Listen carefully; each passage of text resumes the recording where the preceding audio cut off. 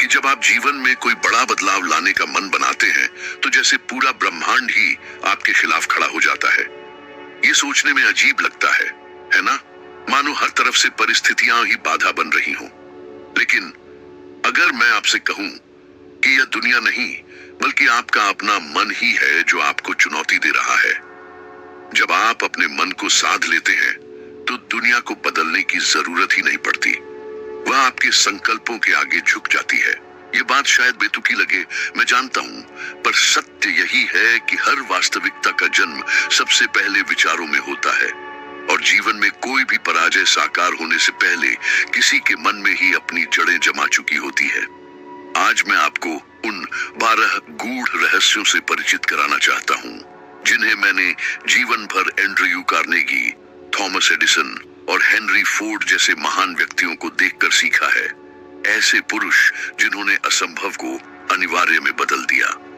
इन सभी की यात्रा एक ही बिंदु से शुरू हुई, अपने मन पर पूर्ण नियंत्रण।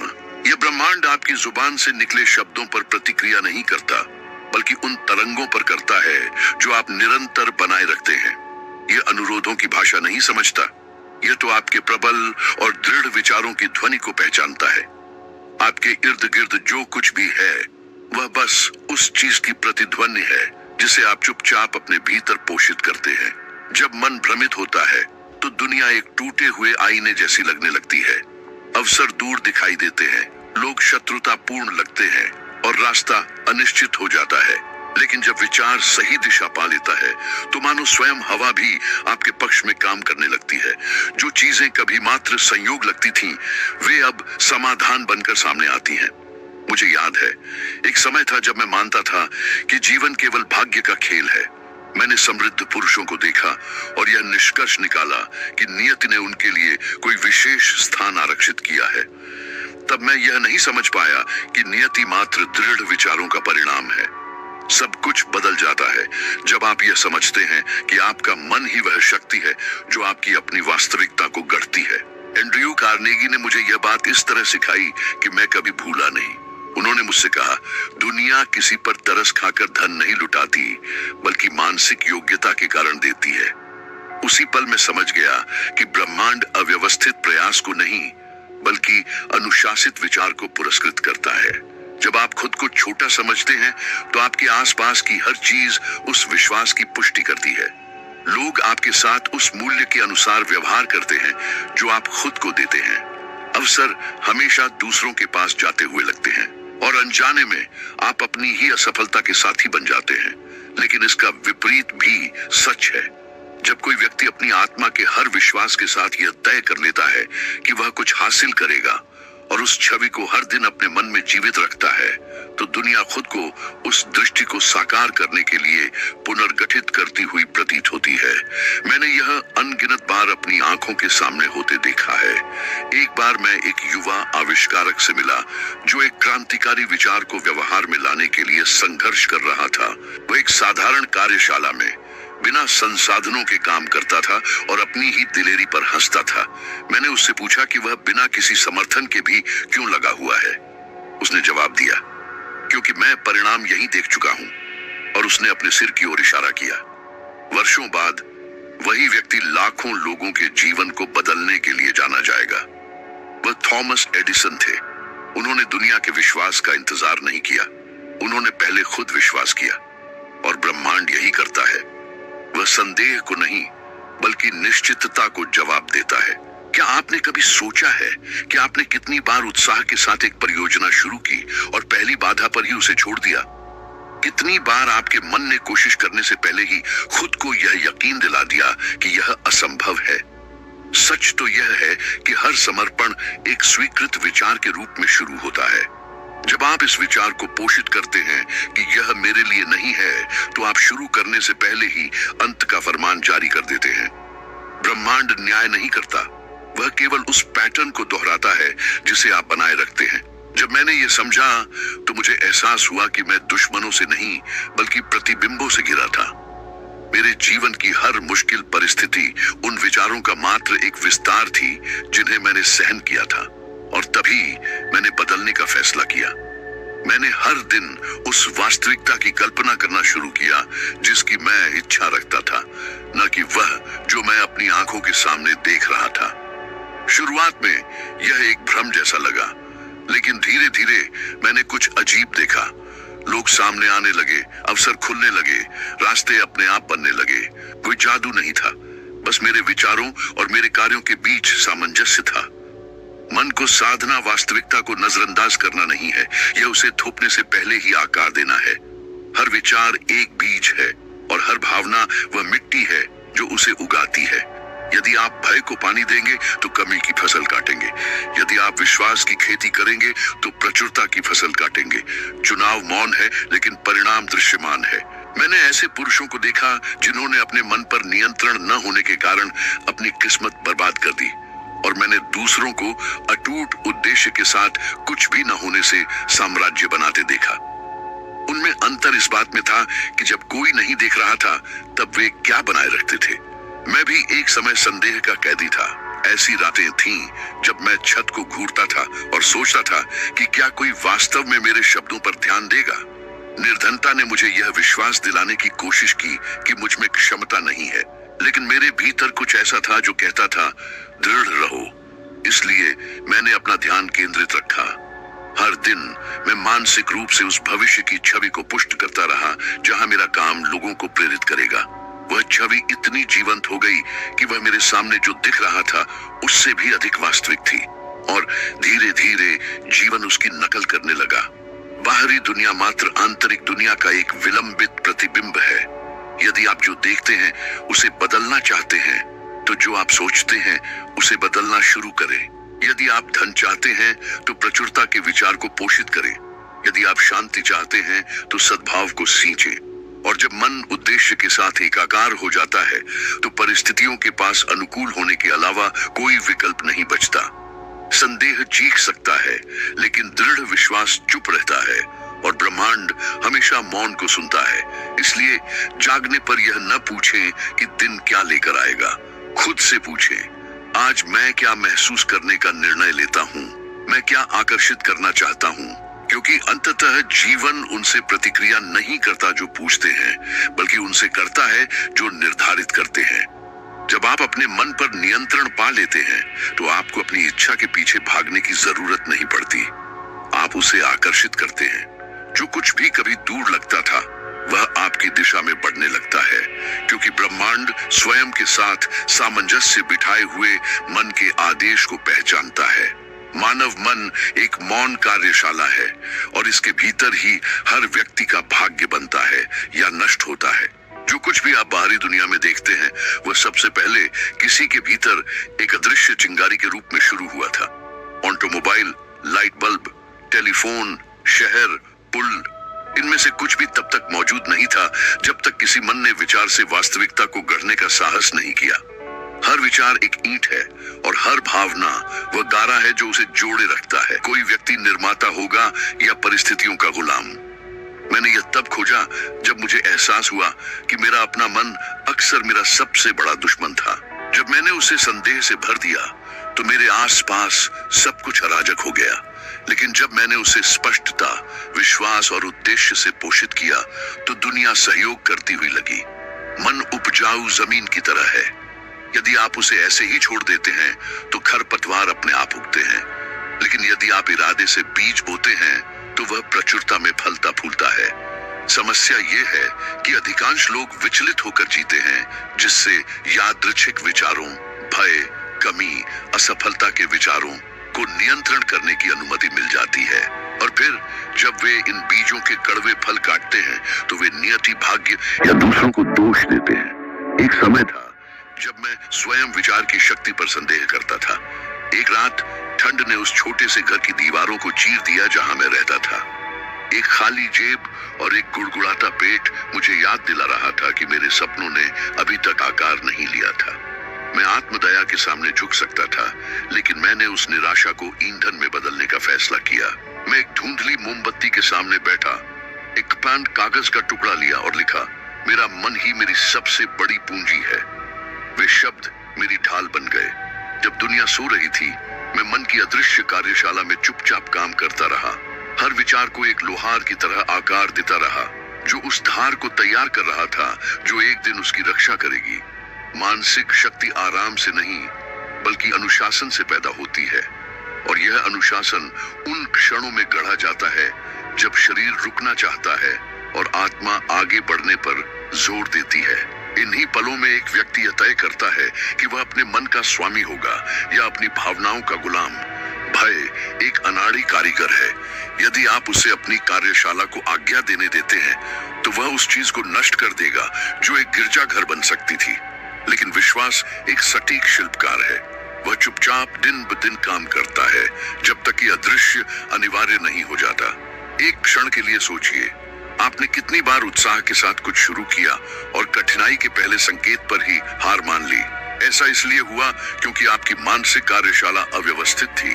आप जो भी संदेह पालते हैं वह आपके उद्देश्य की संरचना में एक टेढ़ा कील है, और साहस का हर विचार आपके भाग्य की नींव को मजबूत करने वाला एक शहतीर है। एक अनुशासित मन एक व्यवस्थित मंदिर के समान है। एक अनुशासनहीन मन खंडहर में पड़े घर जैसा है। मैंने यह सच्चाई एंड्रयू कार्नेगी जैसे पुरुषों को देखकर सीखी। वे कहते थे कि उनका भाग्य कारखानों में नहीं बल्कि उनके दृढ़ विश्वासों में शुरू हुआ था। इस बात के मालिक होने से पहले उनके पास एक स्पष्ट और अटूट विचार था। उन्होंने इसे पटरियों और इमारतों में देखने से पहले ही अपने मन में अपनी वास्तविकता को आकार दे दिया था। मैंने हेनरी फोर्ड में भी यही देखा। इससे पहले कि उनकी कारें देश भर में दौड़ती, वे उन्हें अपनी कल्पना में सजीव रूप से दौड़ते हुए पहले ही देख चुके थे। जब उनसे कहा गया कि 8 सिलेंडर से इंजन बनाना असंभव है तो उन्होंने शांति से जवाब दिया, फिर भी बनाओ। और महीनों बाद असंभव उनके सामने था। मन की कार्यशाला वह स्थान है जहां असंभव इच्छा के आगे झुक जाता है। लेकिन इसके लिए व्यक्ति को दुनिया के शोर को शांत करना और सृजन की आंतरिक ध्वनि को सुनना सीखना चाहिए। जब आप संरेखित ध्यान और भावना के साथ सोचना सीख जाते हैं तो समय आपके पक्ष में काम करता हुआ प्रतीत होता है, मानो स्वयं ब्रह्मांड ही आपका प्रशिक्षु बन जाता है। हर व्यक्ति, हर घटना, हर विवरण आपके द्वारा मौन में सोचे गए विचार के अनुरूप चलने लगता है। मुझे याद है जब मैंने विचार की शक्ति पर अपने पहले निबंध लिखना शुरू किया था। मेरे पास कोई समर्थन नहीं था, कोई प्रतिष्ठा नहीं थी, कोई वादे नहीं थे। मेरे पास केवल एक नोटबुक और एक जिद भरा विश्वास था कि सही शब्द जीवन बदल सकते हैं। शुरुआत में किसी ने मुझ पर विश्वास नहीं किया। कुछ हंस एक सपने देखने वाला कहा, लेकिन मैं लगा रहा। रात दर रात विचारों को एक मूर्तिकार की तरह तराशता रहा जो आकार को उसके अस्तित्व में आने से पहले ही भांप लेता है। और एक दिन उस मानसिक कार्यशाला में जो कुछ गढ़ा गया था उसे दुनिया भर में पाठक मिले। आज मैं समझता हूं कि किसी व्यक्ति का सच्चा काम वह नहीं है जो वह अपने हाथों से करता है, बल्कि वह है जो वह अपने विचारों से प्राप्त करता है। हाथ तो केवल वही करते हैं जो मन पहले ही रच चुका होता है, और हर भावना एक शक्तिशाली उपकरण है। भय उसे जंग लगाता है, घृणा उसे नष्ट करती है, संदेह धातु में दरार डालता है, लेकिन विश्वास, कृतज्ञता और प्रेम इस उपकरण को चमकाते और धारदार बनाए रखते हैं। जब आप यह समझ जाते हैं कि आपका सबसे बड़ा खजाना आपके विचारों पर सचेत नियंत्रण है, तो आप फिर कभी खुद को शक्तिहीन महसूस नहीं करेंगे। भले ही आपसे सब कुछ छीन लिया जाए, आपका धन, आपका घर, आपकी नौकरी, आपका आराम, जब तक आपकी कार्यशाला व्यवस्थित है आप सब कुछ फिर से बना सकते हैं। क्योंकि एक प्रशिक्षित मन परिस्थितियों पर निर्भर नहीं करता, वह उन्हें रचता है। अपने मन पर महारत हासिल करना अपने जीवन का वास्तुकार, अपने सपनों का इंजीनियर और अपनी नियति का संरक्षक बनना है। और जब यह महारत एक आदत बन जाती है तो दुनिया रणभूमि नहीं रहती और एक निर्माण स्थल में बदल जाती है, जहां हर विचार एक खाका है और हर क्रिया आपके भीतर पहले से ही बनी हुई चीज की ओर एक कदम है। स्पष्टता शक्ति की जड़ है। भ्रमित मन से कुछ भी महान या स्थायी उत्पन्न नहीं होता। ज्यादातर लोग अपनी क्षमता की कमी के कारण असफल नहीं होते, बल्कि इसलिए कि वे लगातार अनिर्णय में जीते हैं। वे अपने दिन दिशा बदलते हुए बिताते हैं, जैसे बिना कंपास की नाव बाहरी हवाओं के भरोसे। वे सफलता की इच्छा का दावा करते हैं, लेकिन वे नहीं जानते कि सफलता उनके लिए क्या मायने रखती है। वे धन चाहते हैं, लेकिन वे यह परिभाषित नहीं करते कि कितना। वे स्वतंत्रता चाहते हैं, लेकिन वे नहीं जानते कि वे इसके साथ क्या करेंगे, और इस तरह वे आवेग में जीते रहते हैं, जीवन का इंतजार करते हैं कि वह उनके लिए निर्णय ले जो उन्हें अकेले लेना चाहिए। मैंने उन महान पुरुषों का अवलोकन करते हुए जिन्हें मैं जानता हूँ, यह सीखा है कि हर उपलब्धि एक स्पष्ट छवि से शुरू होती है, एक ऐसा विचार जो इतना स्पष्ट होता है कि वह लगभग मूर्त बन जाता है। थॉमस एडिसन ने उदाहरण के लिए केवल वैज्ञानिक जिज्ञासा के कारण बिजली का बल्ब नहीं बनाया, उन्होंने सबसे पहले उसे अपने मन के भीतर देखा। जबकि उनके आसपास के सभी लोग कहते थे कि यह असंभव है, एडिसन ने पूरी स्पष्टता के साथ उसे देखा जो अभी तक मौजूद नहीं था। यही स्पष्टता थी जिसने उन्हें हर विफलता के बाद भी आगे बढ़ने के लिए प्रेरित किया। हर असफल प्रयास के साथ उन्होंने कोई गलती नहीं देखी, उन्होंने केवल एक ऐसी दिशा देखी जो उन्हें उस चीज से दूर ले जा रही थी जिसे वे पहले से ही जानते थे कि वह वास्तविक होगी। यह सामान्य व्यक्ति और दूरदर्शी व्यक्ति के बीच का अंतर है। पहला व्यक्ति बाधाएं देखता है, दूसरा केवल गंतव्य देखता है। जब आपके पास स्पष्टता होती है तो कठिनाइयां गायब नहीं होती, लेकिन वे आपको पंगु बनाने की अपनी शक्ति खो देती हैं। स्पष्टता आपके भीतर एक ऐसी शक्ति प्रज्वलित करती है जो भय को काट देती है, और यह शक्ति एक शांत निश्चितता से आती है कि भले ही बाकी सब अनिश्चित लगे, आपका उद्देश्य नहीं है। मुझे अपने जीवन का वह दौर याद है जब मेरे पास न तो धन था, न पहचान थी, और न ही कोई प्रभावशाली मित्र थे। मेरी केवल एक ही दृढ़ धारणा थी कि मानव मन और विचार की शक्ति का ज्ञान लोगों को मुक्त कर सकता है।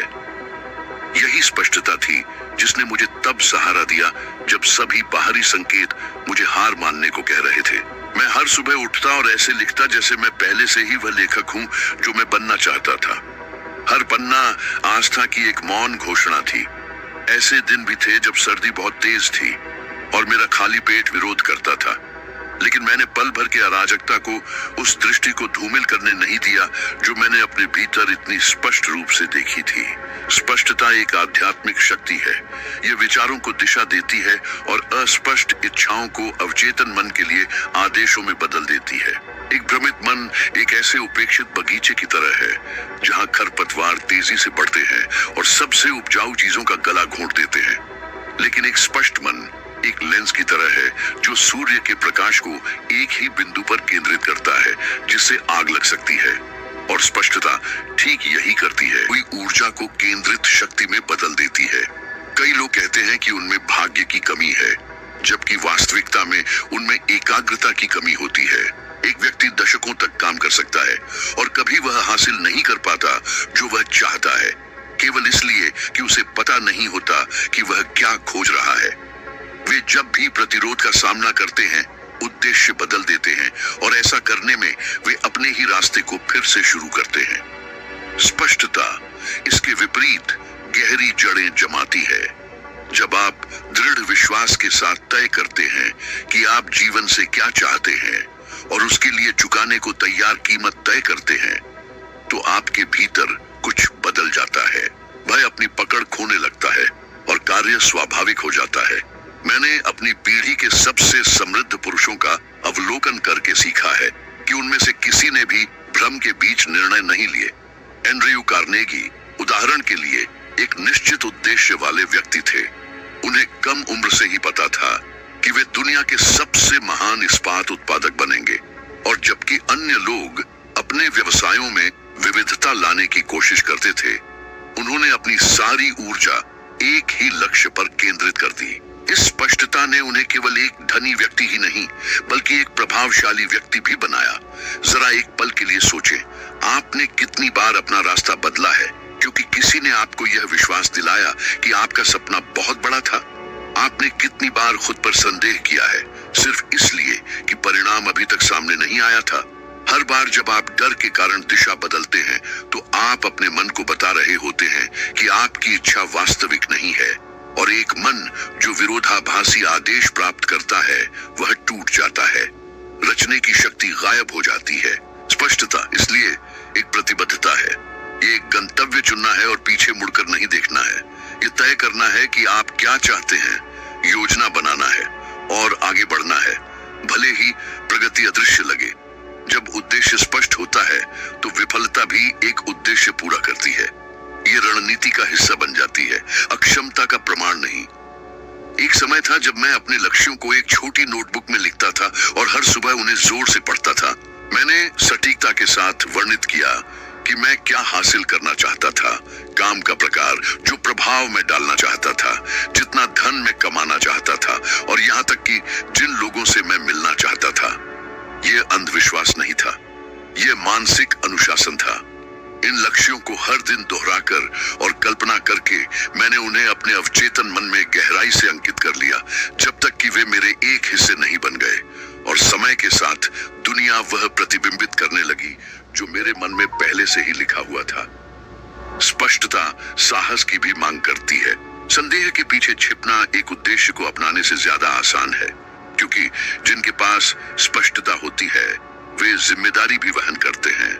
जब आप ठीक ठीक परिभाषित करते हैं कि आप क्या चाहते हैं, तो कोई और बहाना नहीं बचता, केवल आगे बढ़ने का रास्ता होता है और रास्ता निरंतरता की मांग करता है।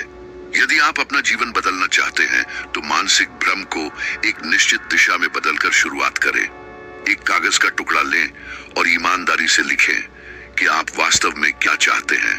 वह नहीं जो दूसरे उम्मीद करते हैं, वह नहीं जो सबसे सुरक्षित लगता है, बल्कि वह जो आपके दिल को धड़कने पर मजबूर करता है। विस्तार से लिखें, जैसे कि आप किसी ऐसी चीज का वर्णन कर रहे हो जो पहले से मौजूद है, और फिर हर दिन उस वास्तविकता को पढ़ें और उसकी कल्पना करें जब तक कि वह इतनी परिचित न हो जाए कि डर गायब हो जाए। जब दृष्टि स्पष्ट होती है तो असंभव केवल समय की बात बन जाता है। भ्रमित मन बाधाएं देखता है, केंद्रित मन कदम देखता है। इसलिए दुनिया को बदलने का प्रयास करने से पहले अपने सिर के भीतर के नक्शे को व्यवस्थित करें। स्पष्टता हर उपलब्धि की अदृश्य नींव है। इसके बिना एक व्यक्ति गोल गोल घूमता रहता है। इसके साथ एक व्यक्ति एक साम्राज्य का निर्माण करता है, अपने भीतर से शुरू करते हुए। तुलना मन द्वारा बनाए गए सबसे सूक्ष्म जालों में से एक है। यह हानि रहित लगती है जब तक कि यह भीतर से आत्मा को क्षीण करना शुरू नहीं कर देती। जब आप अपनी योग्यता को दूसरों के मानदंडों से मापते हैं तो आप अपना रास्ता बनाने की शक्ति त्याग देते हैं। लगातार इधर उधर देखने की आदत से ज्यादा कुछ भी प्रगति को पंगु नहीं बनाता। यह जानने की कोशिश करते हुए कि आप किसी से आगे हैं या पीछे। तुलना एकाग्रता चुराती है, आत्मविश्वास में जहर घोलती है और दूसरों की प्रतिभा के सामने हर व्यक्तिगत उपलब्धि को कम कर देती है। कई वर्षों तक मैं खुद इस गलती में फंसा रहा। मैंने अपने समय के सफल पुरुषों को देखा और खुद से पूछा, उनके पास ऐसा क्या है जो मेरे पास नहीं? जीवन कुछ पर मुस्कुराता क्यों लगता है और दूसरों के लिए दरवाजे बंद क्यों कर देता है? हर बार जब मैंने अपनी तुलना की तो मैंने अपनी आत्मा को सिकुड़ते हुए महसूस किया। यह ऐसा था जैसे किसी की प्रशंसा करने का साधारण कार्य खुद के खिलाफ एक निर्णय में बदल गया हो। मैंने यह महसूस नहीं किया कि मेरी सफलता का बीज मेरे भीतर सुप्त पड़ा था, और जितना अधिक मैंने उसे अनदेखा किया, मिट्टी उतनी ही सूखी होती गई। तुलना एक तरह का भ्रम पैदा करती है कि खुशी वहां रहती है जहां कोई और है, लेकिन कोई भी वह कीमत नहीं देखता जो दूसरे व्यक्ति ने वहां पहुंचने के लिए चुकाई, न ही चुपचाप लड़ी गई लड़ाइयां। मैंने ऐसे पुरुषों को देखा जिनकी जनता द्वारा प्रशंसा की जाती थी, जो भीतर से निराशा में जीते थे। मैंने ऐसे लोगों को देखा जिन्हें दुनिया असफल कहती थी। वे शांति से सोते थे क्योंकि वे जो कुछ बना रहे थे उसके साथ शांति में थे। तभी मैंने समझा, जीवन का मूल्य उस भव्यता में नहीं है जिसे वह प्रदर्शित करता है, बल्कि उस प्रामाणिकता में है जिसके साथ उसे जिया जाता है। मुझे एक समय याद है जब मुझे युवा उद्यमियों के एक समूह के सामने बोलने के लिए आमंत्रित किया गया था। उनमें से कई बेचैन लग रहे थे, अपने प्रतिस्पर्धियों की सफलता से परेशान थे। उनके प्रश्न हमेशा एक जैसे थे।